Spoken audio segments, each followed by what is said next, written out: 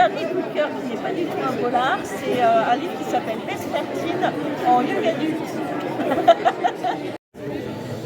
Donc, en fait, un livre que je conseille de lire, c'est en fait le dernier roman de mon frère, Michel Foissier, qui est paru aux éditions Julliard, qui s'appelle Cumulonimbus, et qui est un livre plein d'émotions où on accompagne une mère dans la quête de son enfant disparu. Voilà.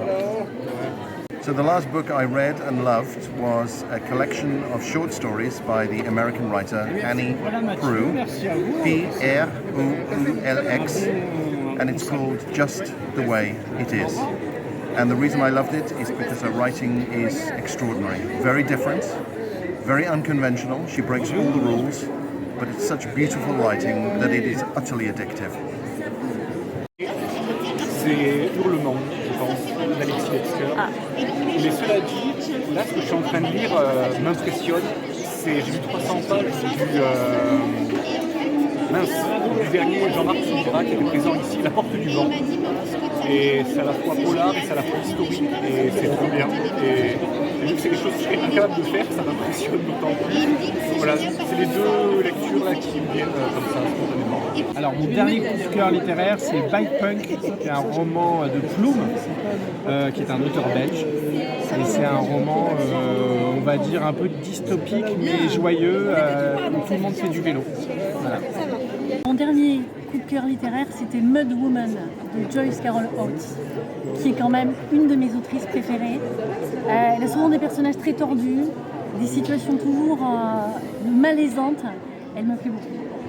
Alors mon dernier coup de cœur lecture, c'est un peu de la triche parce que c'est un bouquin que j'avais déjà lu mais il y a des années et que j'ai relu récemment parce que je me rappelle que j'en avais gardé un bon souvenir et finalement, et c'est plus qu'un bon souvenir, je le trouve exceptionnel, c'est le livre Survivant de Chuck Palahniuk, à qui on doit notamment, il est surtout connu pour avoir écrit Fight Club, mais Survivant en fait c'est un compte à rebours. Alors c'est marrant parce que dans la forme c'est un compte à rebours, c'est-à-dire que la première page c'est la page je crois 240, puis ensuite c'est 239, 238, etc. jusqu'à la page 1, et je saurais même pas comment le pitcher. C'est un gars qui est issu d'une secte qui devient le messie d'une nouvelle génération et qui raconte en fait son histoire via la boîte noire d'un avion qui est en train de se crasher. Voilà. Mais c'est comme tous les bouquins de Chuck Palahniuk, il est exceptionnel et comme chaque bouquin de Chuck Palahniuk, il est dans un style différent. D'accord. Donc je suis surtout une lectrice, on va dire, passée de l'autre côté du miroir. Donc à la base, moi, je lisais beaucoup quand j'étais plus jeune, et des livres plutôt durs, type Stephen King. Et un jour, ma mère en fait m'a dit je viens de finir un livre, c'était génial, donc c'est Fête fatale.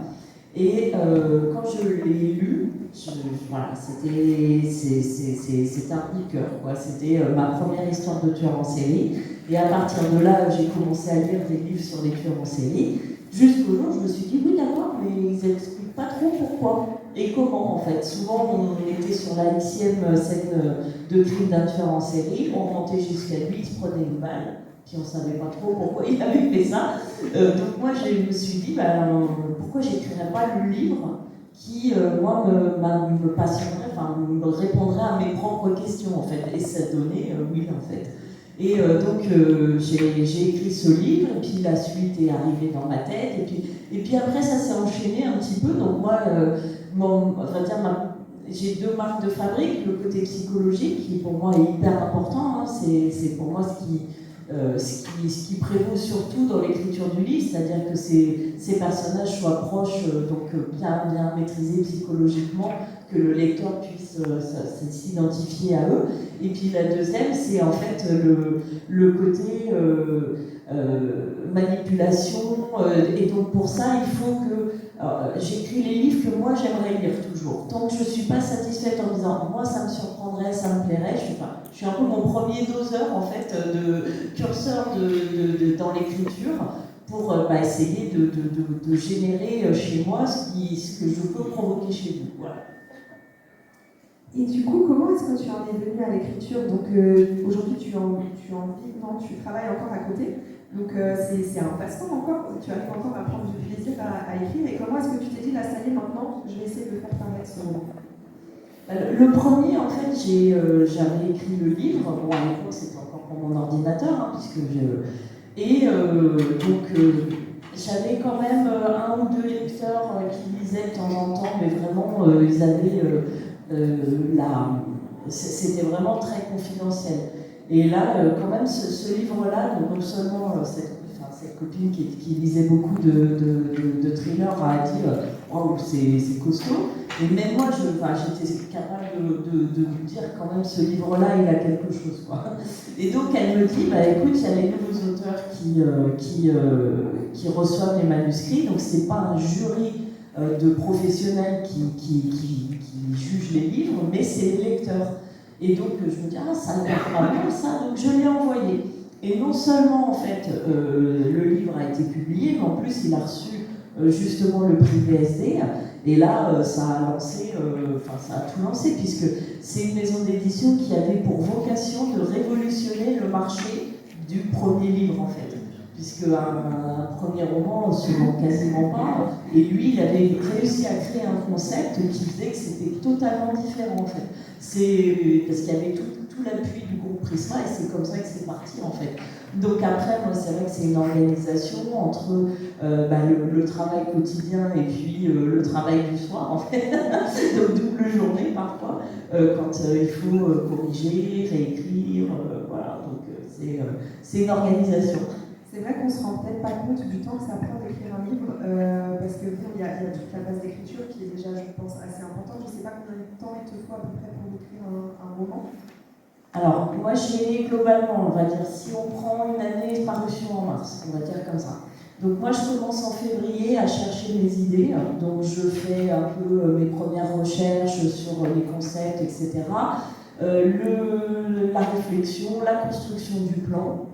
Donc ça, en gros, en 2 mois, j'ai mon plan complet. Je sais ce qui va se passer du début à la fin. Ce qui ne veut pas dire que le plan ne peut pas bouger. Hein. Et arrivé au moment du plan, je commence à écrire. Et là, en gros, j'ai 4 à 5 mois d'écriture. 4 à 5 mois. Donc, on va dire d'avril à septembre, c'est moi qui écris. En septembre, généralement, fin septembre, début octobre, je le rends à l'éditeur qui, lui, va le lire une première fois. Et là, il y a une série d'échanges pour améliorer le livre, corriger éventuellement, accentuer un personnage. Enfin bon, voilà, ça c'est la tambouille interne. Et pendant ce temps-là, effectivement, l'éditeur, lui, il va travailler sur tout ce qui est le côté marketing, la couverture, quatrième de tout. Enfin bon, voilà, tout se fait pendant ce temps-là. Et en gros, en décembre, c'est bouclé. Et pour une édition en mars. En gros, je vous dis, c'est à la logique. C'est vrai qu'en tant que lecteur, on ne se rend pas compte, parce qu'on a toute la notion de la phase d'écriture, mais tout ce qui est milieu éditorial, c'est vrai que ça prend encore un temps qui est hyper important. Et je pense que quand on se lance dans l'écriture, ça doit aussi être assez particulier, on doit se sentir un peu perdu pour les premières fois. Moi, ça s'est fait progressivement, parce que j'ai quand même eu 4 éditeurs grand format. Le premier éditeur, bon, franchement, il m'a offert une aventure formidable, mais concrètement, il n'y avait pas de travail éditorial. C'était surtout des corrections. Donc, c'est vrai que le tueur intime, le tueur de l'ombre, ils sont sortis, c'est quasiment mon écriture brute. Et puis, on progresse dans le temps. Et après, des maisons d'édition de plus en plus exigeantes qui accompagnent de plus en plus. Donc, on progresse. Donc, moi, je me suis habituée comme une grenouille dans l'eau, en fait. C'était progressif, c'était pas... C'est très belle image. C'était pas violent, où d'un seul coup, j'arrive et on me refait tout travailler. Donc, ça s'est fait progressivement. Et quand on regarde un peu ce que tu as pu écrire, donc il y a eu le tueur intime, le tueur de l'ombre, il y a une suite, et ensuite, après c'était des one-shots. Pourquoi ce choix de ne pas avoir proposé des suites par après? Ou est-ce que c'est quelque chose qui pourrait t'attirer de nouveau? Alors, le premier, en fait, j'ai eu l'idée du deuxième en cours d'écriture, et ça me permettait de réutiliser ce personnage qui était Will pour donner un peu plus d'impact au deuxième. Et donc, du coup, bon, je me suis amusée, mais seulement quand ils sont parus, moi j'étais, malgré les nouveaux auteurs, la presse, etc., j'étais quand même une inconnue. Donc, faire vivre un deuxième livre suite sur un premier où c'était quand même, voilà, ça reste confidentiel malgré tout. On est dans le polar, c'est une niche de la lecture, donc en fait, moi j'allais faire des dédicaces, les gens, ils ne me connaissaient pas, donc en fait, le deuxième, ils me disaient, non, j'achète le premier d'abord. Donc en fait, ça a tellement dilué la vie du deuxième dans le temps que il y avait ce côté un peu frustrant de justement qu'il ne puisse pas exister par lui-même, enfin qu'il y avait besoin d'un premier. Et puis le deuxième, c'était aussi, je me suis rendu compte que c'était pas ma came d'écrire une suite en fait, que l'histoire elle-même sur les tueurs, ça collait, mais toute la partie privée, c'était un petit peu plus compliqué du coup. Et donc je me suis dit, bon, moi je vais prendre des livres en one shot, c'est-à-dire je les emmène d'un point à un autre. Et après, voilà, c'est assez bien. En plus, ça permet de rencontrer des nouveaux personnages à chaque livre. De vous traumatiser encore un peu. C'est ça. À chaque fois, vous perdiez vos repères. Ah, c'est plus lui. Et alors, il y a aussi quelque chose qui a un peu changé dans ton écriture, c'est qu'au début, tu aimais bien écrire sur les États-Unis, et maintenant, on se retrouve un petit peu plus en France. Alors, qu'est-ce qui a fait qu'il y a eu ce changement Et est-ce que tu vas réécrire sur les États-Unis peut-être un jour? Il y a en fait plusieurs paramètres, c'est-à-dire que moi au démarrage, comme j'écrivais pour mon ordinateur, j'écrivais pour me faire plaisir à moi avant tout. Et l'idée c'était de dire je veux absolument écrire des livres qui me permettent de m'évader. Et la France pour moi ça ne rentrait pas dans cette case. Dès que je pensais à la France, mon imagination s'asséchait, je voyais tout plat, tout gris. Donc voilà, je vous dis vraiment ce que je ressentais. Donc du coup, je me suis dit, non, je vais écrire aux États-Unis. En plus, par rapport aux tueurs en série, chaque État ayant ses propres lois, ça permet justement de créer. Puis bon, c'est tellement grand. C'est vrai que si mon tueur il bougeait de Strasbourg à Tourcoing, ça fait moins, ça lui fait moins bien pour se cacher qu'aux États-Unis où c'est immense. Et donc avec justement ces différences de loi qui permettaient qu'un gars puisse, par exemple, s'il est pris à tel endroit, c'est en fait par rapport aux lois sur même la peine de mort, ça s'applique pas pareil en fonction de l'endroit où il a arrêté, et où il a commis les crimes, enfin bref, donc c'est un peu compliqué. Donc du coup, ça permettait, moi voilà, de m'évader. Et puis, quand j'ai écrit Inexorable, lui, en fait, j'avais finalement besoin de maîtriser ma matière, puisque j'ai utilisé mon parcours de maman d'un enfant différent, on va dire, pour alimenter, mais ça, aux États-Unis, ça ne fonctionnait plus du coup, parce que aux États-Unis, de toute façon, un gamin qui bouge comme ça une oreille, il est taillé, c'est réglé. Donc c'est vrai que j'avais besoin de le caler en France, et du coup, j'ai commencé à faire un petit peu deux catégories de livres. Ceux qui se passent aux États-Unis, on est plutôt sur du thriller pur et dur, et ceux qui se passent en France, où on est plutôt sur un côté social. Ça, c'est le paramètre histoire. Et puis, il y a un deuxième paramètre, c'est que quand on écrit aux États-Unis, en fait, par rapport à tout ce qui est adaptation de livres, c'est compliqué, en fait, parce que les États-Unis, ils ont leurs propres sources d'approvisionnement. Et donc, tout ce qui est adaptation, séries, ciné, etc., ça se fait pas, en fait. Moi, je me tirais une balle dans le pied. Donc là, du coup, les deux qui ont été optionnés, c'est Inexorable et Le Roi et De Nulle Part. Donc c'est vrai que, du coup, aussi, je suis restée en France parce que y a un paramètre d'espoir que ça puisse devenir autre chose qu'un livre, en fait. Donc il y aurait des pistes pour que ce soit... Alors il y a des pistes... Alors Inexorable, non, c'est tombé, mais De Nulle Part, on va croiser les doigts, ça pourrait encore. On va suivre ça, du coup. C'est toujours intéressant de voir comment un scénariste après va retravailler le roman, parce que c'est deux qui travaillent vraiment différents. Et du coup, on se rend compte que des fois, ils ont une autre vision que celle que nous, on pouvait avoir, donc ça peut perturber les premiers lecteurs aussi. Donc, curieux de savoir comment ils l'adapteraient. Et justement, avant, tu disais que la marque de fabrique, c'est un peu la manipulation, et je sais plus ce que tu as dit le deuxième. La manipulation, la psychologie. Oui, la psychologie. Et moi, j'en voyais un troisième, c'est aussi que ça se passe souvent dans le milieu familial. Donc la famille, c'est une grande source d'inspiration pour toi, pour tes romans. Les familles plutôt dysfonctionnelles d'ailleurs. Alors oui, souvent on me dit tu as une obsession pour l'enfance. Non. Non, en fait, c'est que j'aime remonter à la source du mal, entre guillemets. Donc en fait, non, forcément, il y a beaucoup de choses qui se passent dans l'enfance.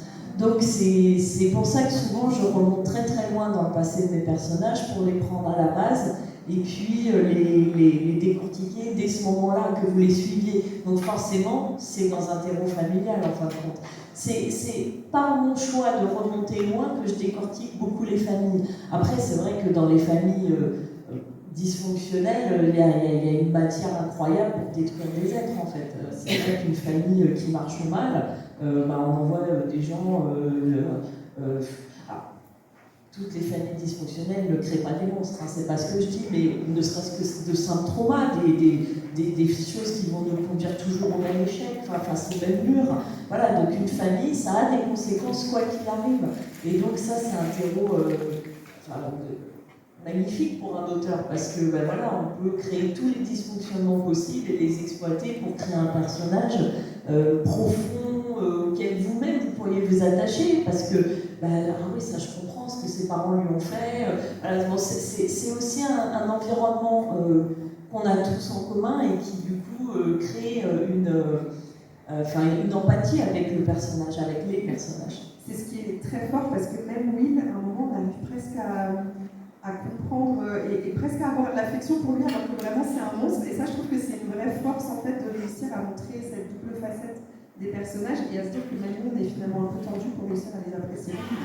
Mais non, parce que c'est pas tendu, c'est que moi, ce que j'aime beaucoup faire, c'est on est d'accord que si je vous crée un personnage tout lisse, tout beau, qui a une femme magnifique, qui a des enfants magnifiques, très bons à l'école, simplement petit sondage, lesquels d'entre vous vont s'identifier à ce genre de personnage? À mon avis, pas grand monde, parce que la vie, c'est pas ça en fait. La vie, on est cabossé, on doit progresser, on doit avancer. Et si je vous crée un personnage tout lisse, tout beau, je dis pas que les gens sont moches. Ce que je dis, c'est qu'en fin de compte, ces gens-là, ils vont pas nous parler parce qu'ils vont glisser sur nous. Alors que si c'est des gens compliqués, qui ont parfois les mêmes traumatismes que nous, qui ont les mêmes faiblesses que nous, là, le lecteur, en fait, il entre en empathie totale avec le personnage. Donc, plus on crée des fêlures proches de la réalité, et plus, en fait, le lecteur va raisonner avec même des monstres, en fin de compte. On peut générer de l'empathie. Alors, c'est peut-être un peu fort, mais de la résonance même pour ces personnages-là, en fait. Et ça, moi, c'est vraiment ce que j'aime faire.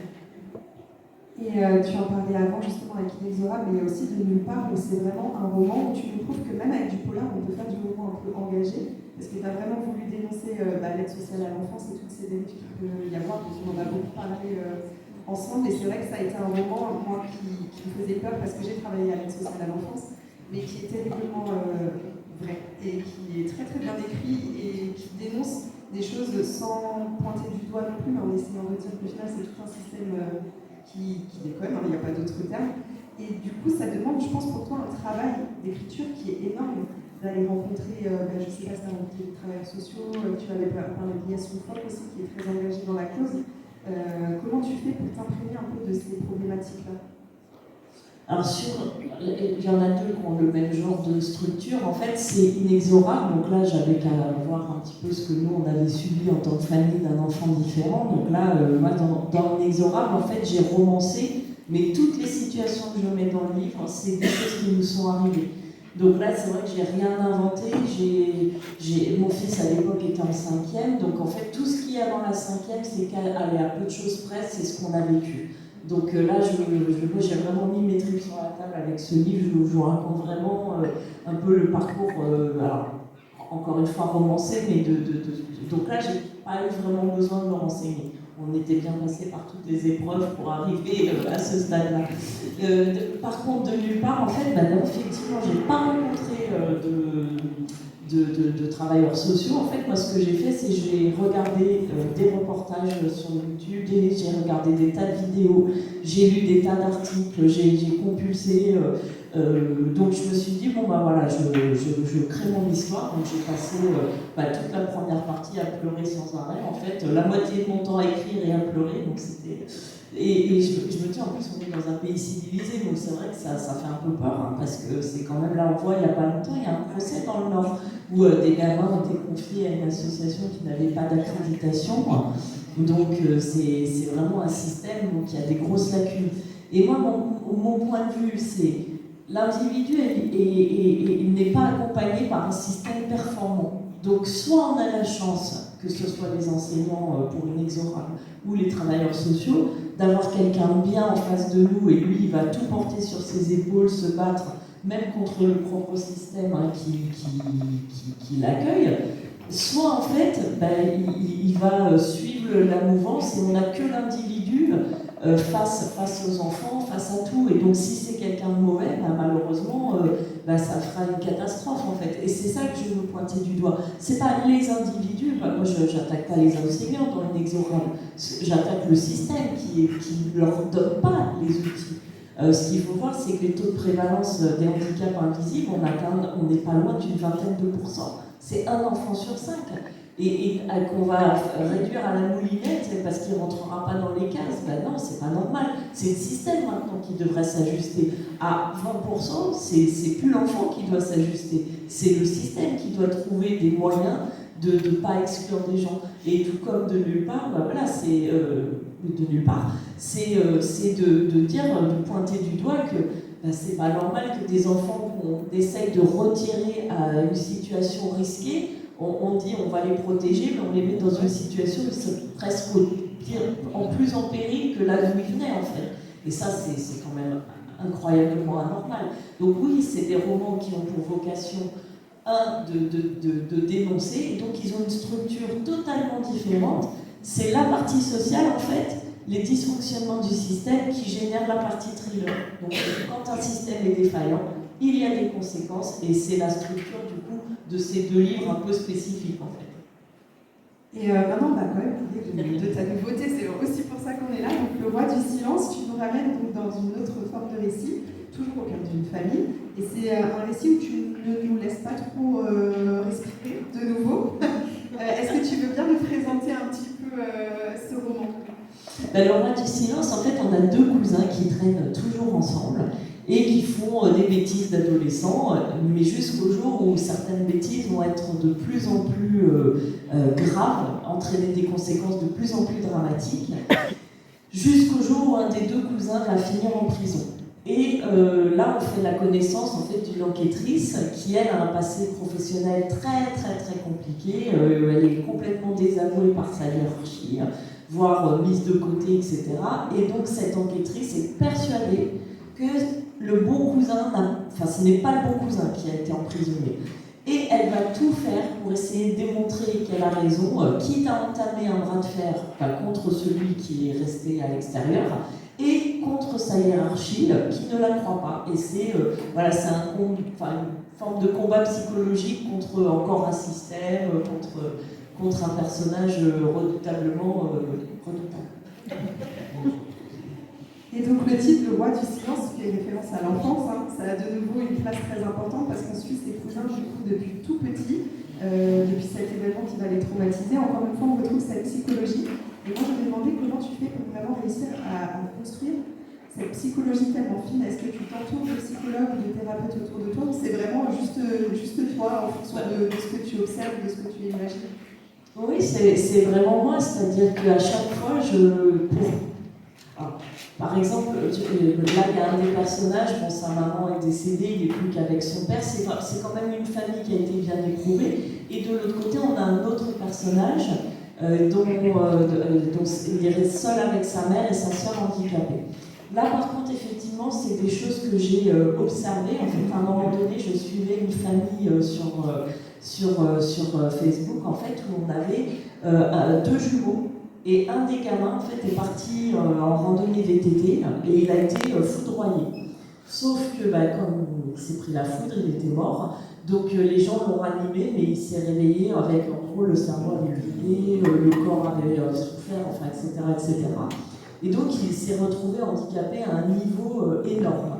Et je me souviens toujours de la photo où on voit les parents avec le fauteuil roulant et le frère jumeau, lui, un DEM, qui est tout prostré à côté. Et je me disais, ça doit être dur d'être du côté de celui qui va bien dans ce genre de famille, en fait. Et c'est ça qui fait que je me suis intéressée. Puis bon, j'ai une amie de ma mère, pareil, son frère est handicapé lourdement et elle a toujours été sacrifiée à son fils. Alors, c'est pas un jugement, mais c'est juste de se mettre dans la place de celui qui va bien, en fait, dans ce genre de famille où toute l'attention est tournée vers la personne qui va le moins bien, en fin de compte. Et donc ça, par contre, là, c'est que de la projection. Après, j'imagine la situation et je tourne jusqu'à ce que j'ai un personnage qui tienne la route et qui pourrait être face à moi avec toute son entièreté, toutes ces nuances, etc. Ils doivent un peu te hanter, la vie des personnages, non? Parce qu'ils sont tellement réalistes. Ouais, il y a un peu de monde là-haut.